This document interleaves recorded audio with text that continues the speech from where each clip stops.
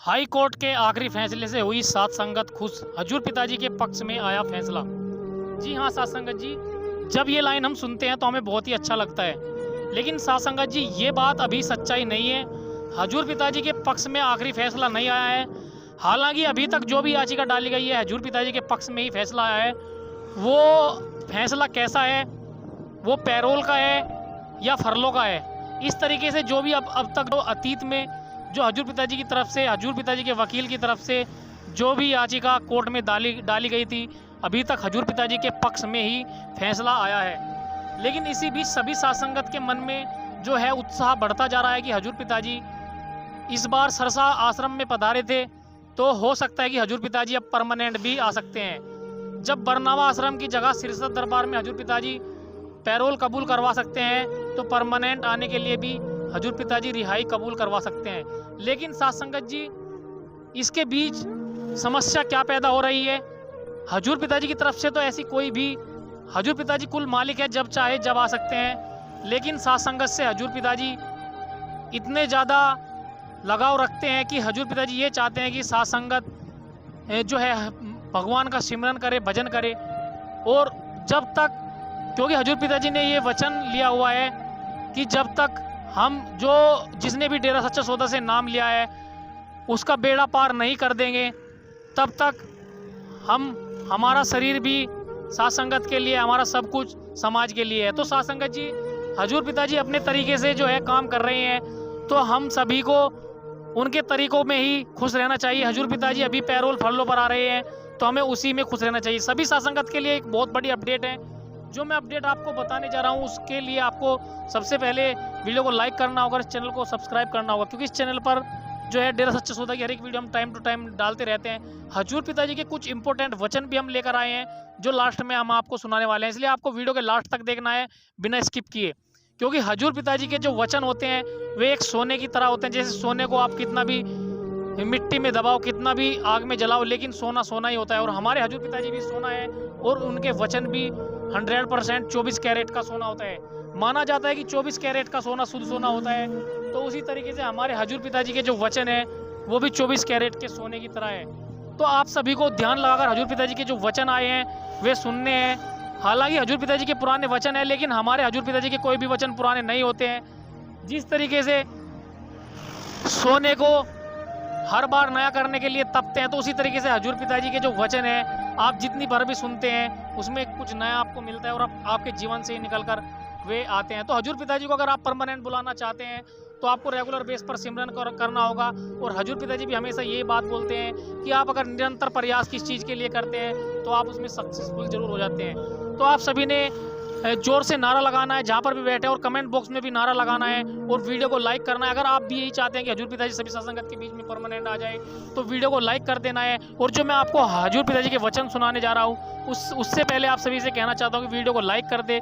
हजूर पिताजी के खुद हजूर पिताजी के आवाज़ में ये वचन है, सत्संग के जो इम्पोर्टेंट वचन है वे मैं आपको इस वीडियो के माध्यम से आपको सुनाऊंगा। तो आपको वीडियो को लास्ट तक देखना है और हजूर पिताजी के वचन को सुनना है। वीडियो को लाइक कर देना है, और इस चैनल को सब्सक्राइब नहीं किया तो इस चैनल को सब्सक्राइब भी कर लेना है। चलिए सुनते हैं हजूर पिताजी के इम्पोर्टेंट वचन। आप सभी से हाथ जोड़कर विनती करना चाहता हूँ कि प्लीज़, अगर आप किसी के लिए नहीं करना चाहते तो पिताजी के लिए एक लाइक जरूर कर सकते हैं। अगर आप पिताजी को दिल से प्यार करते हैं तो एक लाइक जरूर करेंगे। चलिए सुनते हैं हजूर पिताजी के वचन। धन धन सदगुरु तेरे यात्रा। हजूर पिताजी के ये वचन जो है ना, ये वचन इतने इम्पोर्टेंट है, इतने इम्पोर्टेंट वचन है। आज से पहले आपने हजूर पिताजी ने इनमें कुछ अलग ही बात कही है, जो आपके जीवन में जो है कारगर साबित होगी, और आपके जीवन से ही निकल कर आएंगे। आप खुद महसूस कर सकते हैं कि आपके जीवन में क्या चल रहा है। वही हजूर पिताजी कण कण के, जर्रे जर्रे के जानने वाले हैं। वो खुले हम तो नहीं बोल सकते। सत्संग जो है सत्संग के माध्यम से एक ऐसी जगह होती है बातें बोलते हैं, और जो आपके जीवन में यहाँ आने से इंसान के जन्मों जन्मों के पाप कर्म कट जाया करते हैं। सत्संग में जब आप चल के आते हैं, श्रद्धा भावना से मालिक के नाम का जाप करें, अभ्यास करें, तो वो राम, वो ईश्वर, वो अल्लाह, वो गॉड सबकी इच्छाएं जरूर पूरी करता है। संग का रंग लाजमी चढ़ता है। ये कहावत है, जैसा करो संग वैसा चढ़े रंग। खरबूजे को देख के खरबूजा रंग पकड़ता है, ये कहावत है जमींदारों में, किसानों में। उसी तरह आप जैसे लोगों की सोहबत में, जैसे लोगों के संग में बैठेंगे, वैसा रंग लाजमी चढ़ता है। इसलिए संग सोहबत अच्छे की करो। कभी भी किसी को गलत ना कहो, कभी किसी को बुरा ना कहो। सबका भला मांगो, सबका भला करो और मालिक से, मालिक को मांगते हुए आगे बढ़ो। कहीं भी कोई निंदा चुगली करता मिल जाए, अच्छा है, जितनी दूरी उससे बना लो। कई बार आप देखते हैं कोई इंसान अपने मां परिवार की निंदा चुगली करता है, चाहे वो सही बात ही क्यों ना हो, उससे दूरी बना लीजिए। क्योंकि धीरे धीरे निंदा का असर आप पे भी होना शुरू हो जाता है और आप क्यों किंतु परंतु में उलझ के रह जाते हैं। इंसान जब सत्संग में आता है और अपने सतगुरु मौला राम से जुड़ता है तो बात ही कुछ और होती है और नजारा भी कुछ और ही होता है। पर धीरे धीरे धीरे धीरे जैसे जैसे लोगों की बातों में आता जाता है, वो दूर होता चला जाता है, तो उसकी अपनी एक अलग थ्योरी हो जाती है, अलग सोच हो जाती है और अलग हस्ती बना लेता है। वो इंसान को सोचना चाहिए उन बातों का, जब इंसान सतगुरु मौला से जुड़ा था, क्या प्यार था, क्या अल्लाह वाहिगुरु राम के प्रति इश्क था, कैसे बढ़ते चले गए उस इश्क में, कैसे उड़ते चले गए उस इश्क में,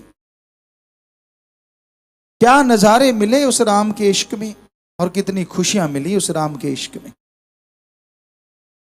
लेकिन जब इंसान अपने मन के प्रति गुलाम हो जाता है, सेवा सुमरण छोड़ देता है, भक्ति इबादत छोड़ देता है, तो फिर वो मन के हाथों मजबूर सतगुरु से दूर दूर दूर होता चला जाता है।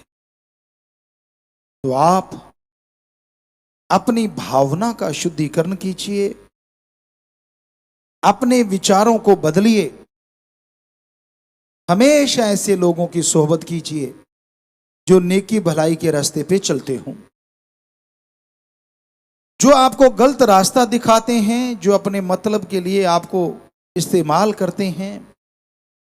बच के रहिए ऐसे लोगों से, बहन भाइयों से, परिवार से, क्योंकि वो आपके नहीं हो सकते। आपके वही हैं जो आपको सही रास्ता दिखाएं, आपके वही हैं जो आपको सही चलना सिखा दें, आपके वही हैं सुख दुख में जो आपका साथ दे दे।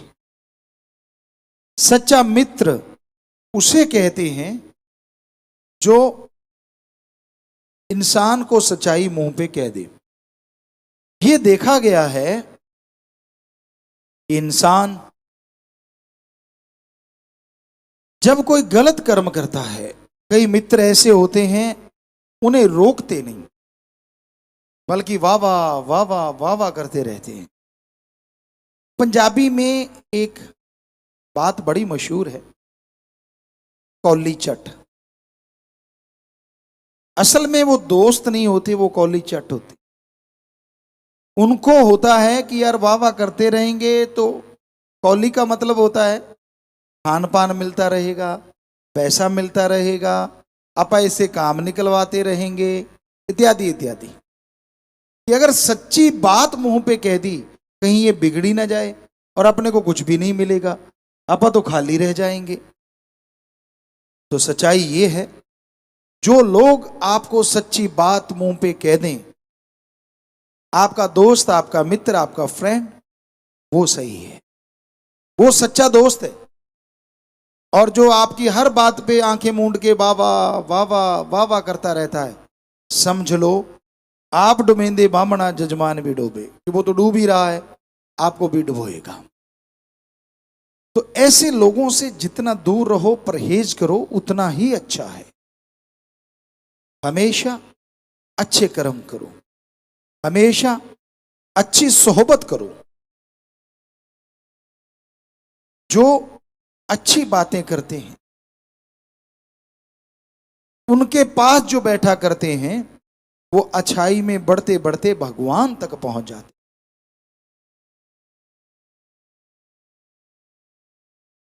तो संत पीर फकीर हमेशा सत्संग का कहते हैं। सत्संग, सच का संग, सच की सोहबत। और सच है ओम हरि अल्लाह गौड़ खुदा रब वाहिगुरु राम।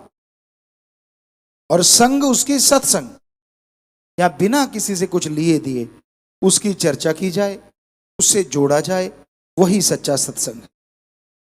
पानी अगर खारा हो या कड़वा हो, उसमें लाखों क्विंटल चीनी डाल दो, मीठा नहीं होता। कुछ देर हुआ फिर वहीं का वहीं। काग को चूने से पोत दो, वो हंस नहीं बनता, कूड़े करकट के ढेर में चोंच मारेगा ही मारेगा। नमक की खान में अगर कोई चला जाता है तो वह नमकमय हो जाता है, कहीं न कहीं वो नमक से जरूर लिपटा है। उसी तरह कोयले की खान में जाके कोई कालिक से नहीं बच सकता। तो भाई, अगर बुराई का संग करते हो तो बुरी बातें, बुरी सोच आपके अंदर अवश्य आएगी, उससे बच नहीं पाओगे आप। और अगर बचना ही चाहते हो तो फिर ईश्वर का नाम लेना जरूरी है, मालिक का नाम लेना जरूरी है, तभी बच पाओगे, तभी खुशियां ले पाओगे। अच्छा संग करो। सत्संग की बात तो सबसे बड़ी है, लेकिन कहते हैं चंदन के पेड़ के पास अगर नीम लग जाए तो उसमें भी खुशबू आने लगती है।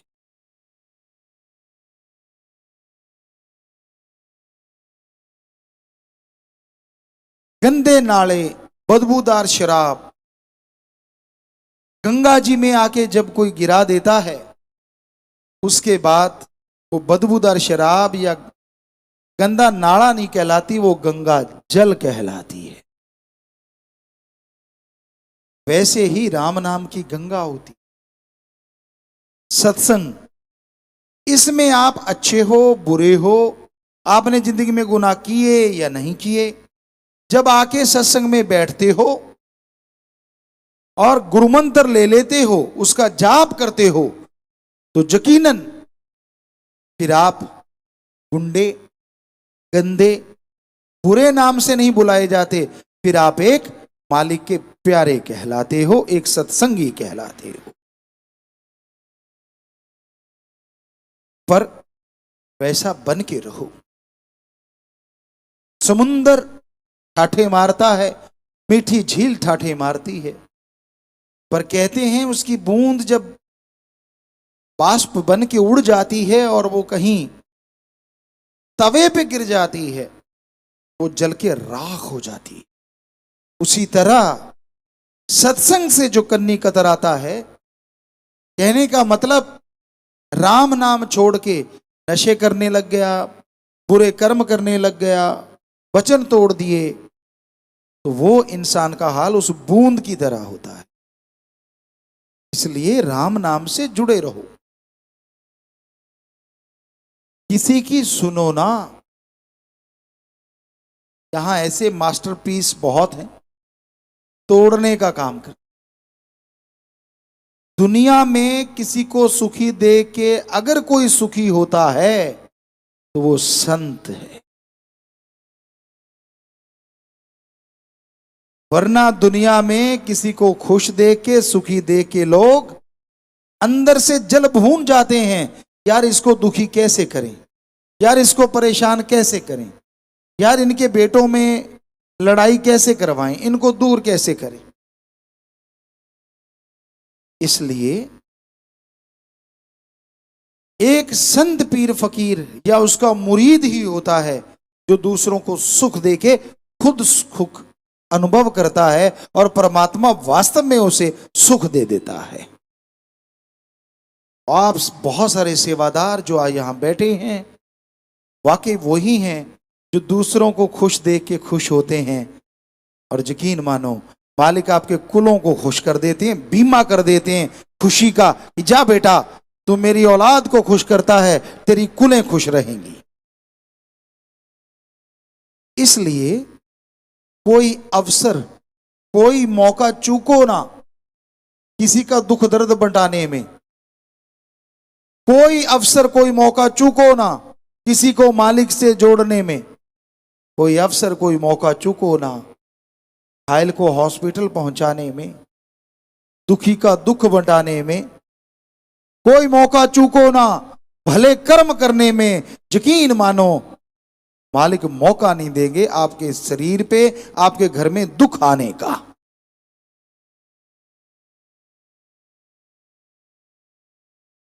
जब आप अवसर चूक जाते हो,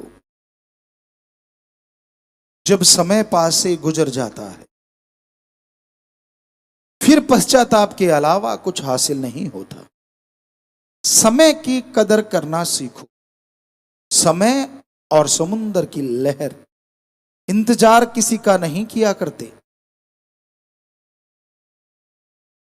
और जो समुंदर की लहर को देख के छलांग मार के ऊपर उठ जाते हैं वो लहरों पे तैरा करते हैं, और जो खड़े रह जाते हैं वो डूब जाया करते। जो आने वाले समय के साथ साथ चलते हैं वो तैरते हैं, और जो खड़े रह जाते हैं वो डूब जाते। आलस्य कभी किसी को कामयाब नहीं होने देता, ये बात पल्ले बांध लो।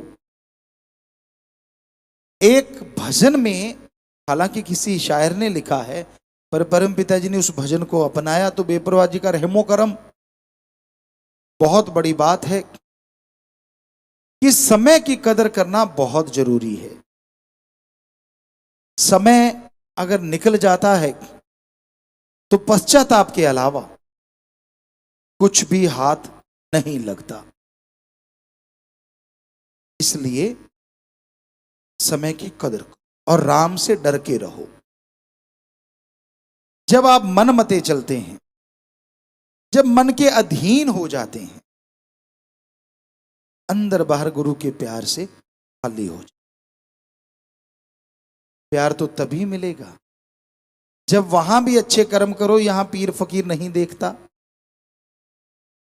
क्योंकि जब पीर फकीर देखता है तो आप कानों को हाथ लगाते हो, तौबा करते हो, पर आगे पीछे पंजाबी में कहते फटे चक्की जाने, कोई परवाह ही नहीं, कोई सोच ही नहीं।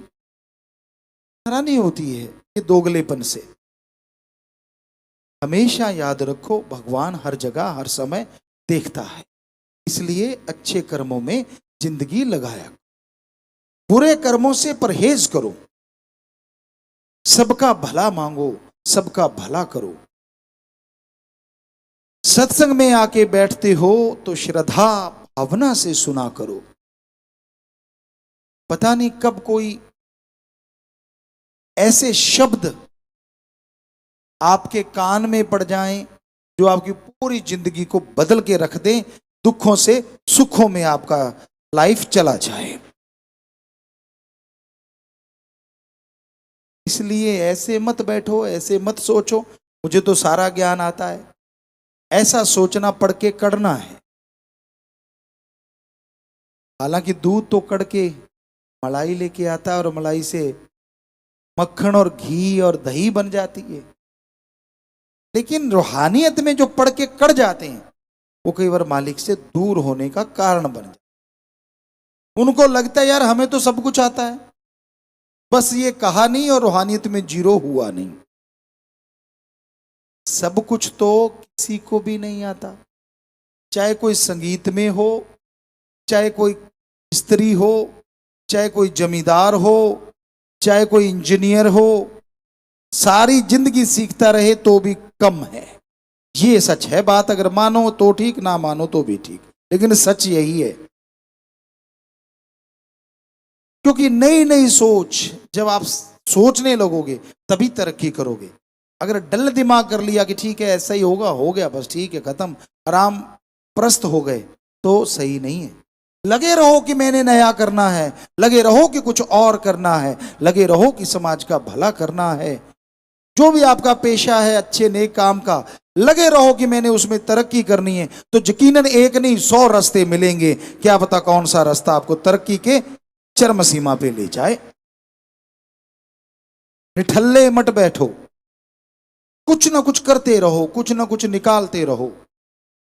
कितनी खुशी आपको मिले जब आप कुछ नई चीज पैदा कर दें, कितनी खुशी मिले जब आप तरक्की के चरम सीमा पे पहुंचे। क्योंकि खुशी उसको बहुत होती है जिसने मेहनत की होती। को बैठे बैठे राम की कृपा से मिल जाता है। उन्हें नहीं एहसास होता कि कर्म किसे कहते हैं, और एक जो कर्म करके खाते हैं उन्हें पता होता है हाँ मेहनत क्या चीज होती। शास्त्र नाम जी दाता ने, वो थे वो हैं वही रहेंगे, पर इस शरीर से काम लेना था तो सब एहसास करवाया। खेती बाड़ी करते थे, सारी सारी रात ट्रैक्टर चलाना, खेती बाड़ी करते थे मई जून में 12-1 बजे तक, ऐसा लगता ट्रैक्टर फट जाएगा।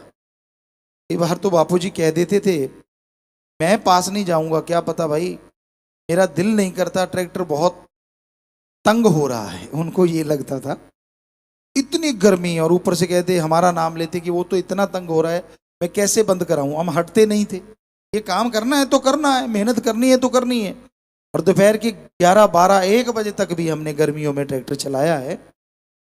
रंग रुंग कौन देखता है, तब बिल्कुल ब्लैक हो जाता था काम करते हुए, लेकिन एक ही धुन सवार होती थी कि ये काम करना है तो करना है बस। कोई क्या कहता है, कोई क्या देखता है, उससे क्या लेना देना।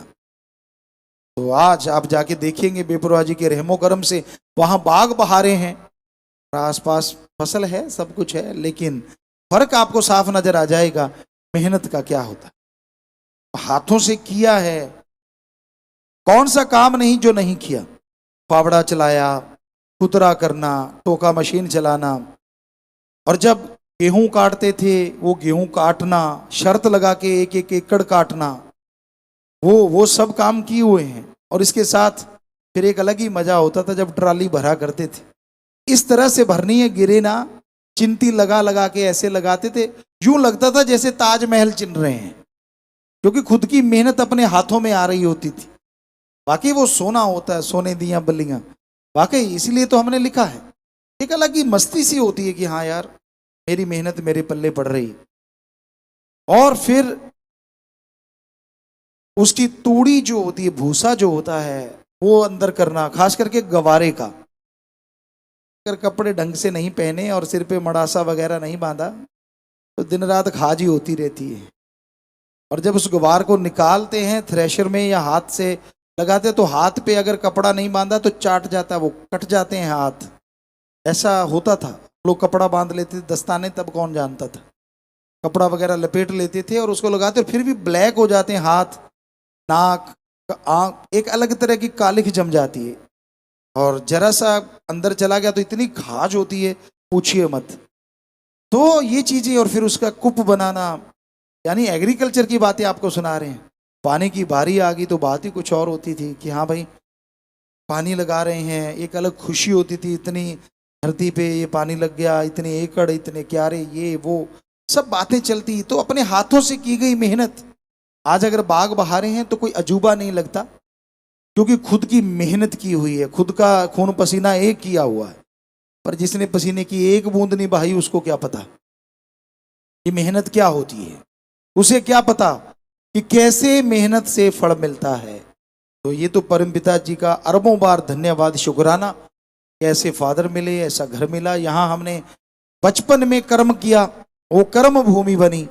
सिर्फ शायद 7 साल के थे जब एक ट्रैक्टर चलाना शुरू किया, और 9 साल नया ट्रैक्टर आया तो अच्छी तरह से बुआई वगैरह सब कुछ करना शुरू किया। ये उनका रहमो करम है कि उन्होंने तजुर्बा दिलाया। गेम्स खेलते थे, हम आजकल कई बार जवानों को हंसते हैं कि आप उठा के दिखाओ। 50 किलो का बाट हम यूं उठाया करते थे नीचे से, आज आप 20 किलो का उठा लेना, काफी पहलवान होंगे। हमें बताना भी जरूर कि पिताजी मैंने उठा लिया, मान जाएंगे, अच्छा लगेगा कि हाँ भाई आज भी नौजवान है। और हमारा वजन कितना होता था? सिर्फ और सिर्फ 70 से 80 किलो के बीच में, जब हम 50 किलो का बाट उठाते थे। ये भी बता दें आपको। तो बात है मेहनत की, बात है हिम्मत की, बात है बुलंद हौसलों की। ये परम पिताजी का प्यार ही दे सकता है, उनका नाम ही दे सकता है। ये जीता जागता उदाहरण हम हैं आपके सामने। 30 नेशनल गेम खेलना, नॉन मेडिकल की पढ़ाई करना, सारा एग्रीकल्चर का काम, इतने बड़े खेत को सींचना। आज कई बार हमारे वो शतरंजरी बच्चा आता है तो कई बार कहता होता पिताजी हाँ बंदे इतने हो तो फिर काम चलेगा। हमने कहा बेटा इसी भूमि पे हम अकेले किया करते थे, 4-5 लोग होते थे हमारे साथ, वो भी टाइम था और आज का भी टाइम है। तो कहने का मतलब जिसने मेहनत की होती है उसे पता होता है, उसे ही दर्द होता है अपनी मेहनत का जब कोई उसे बिगाड़ने लगे। तो आप राम नाम में भी मेहनत करो, अल्लाह वाहिगुरु मालिक के नाम में भी मेहनत करो, कर्म करके खाओ। जब आप सेवा करते हो तो दिन रात एक कर दो, सुमन करते हो तो जरूर लगन से करो, और घर जाके जब काम करते हो तो काम भी इतना करो तूफान की तरह, ताकि बरकतें देने में मालिक तूफान से बढ़ के बरकतें बख्श दे। ये ना हो कि यहां से सेवा करके गए और सो गए, लो जी चको साडा लफाफा, आ चको जी कपड़े धो दो, असी तो पए हैं जी 2 दिन। 2 दिन नूं तू केड़ा कोलू जुड़िया सी। तो मतलब कहने का सेवा करी है, इसका मतलब ये थोड़े ना कि जाके सोना ही सोना है। सेवा की है, यहां दिन रात एक करो, घर में जाके करो तो मालिक बरकतों के ढेर लगा देंगे, खुशियों से माला माल कर देंगे। माँ बाप का सत्कार करो, इज्जत से बोलो, उनको समझाओ जरूर। अगर वो गलत रास्ते पे चलते हैं, वो गलत बात नहीं होती, ये अलग बात है, कलयुग है, कौन क्या समझ जाए कुछ पता नहीं चलता। पर आपका फर्ज है, आपको अगर ज्ञान है तो अपने बच्चों को भी और मदर फादर को भी, सबको वो बताना जरूरी है, क्योंकि आप अपने अंदर से तो लाए नहीं, आपने सतगुरु मौला से सुना, अल्लाह राम का ज्ञान सुना, तो वो बताने में हर्ज कुछ नहीं और उससे खुशियां जरूर मिलती हैं।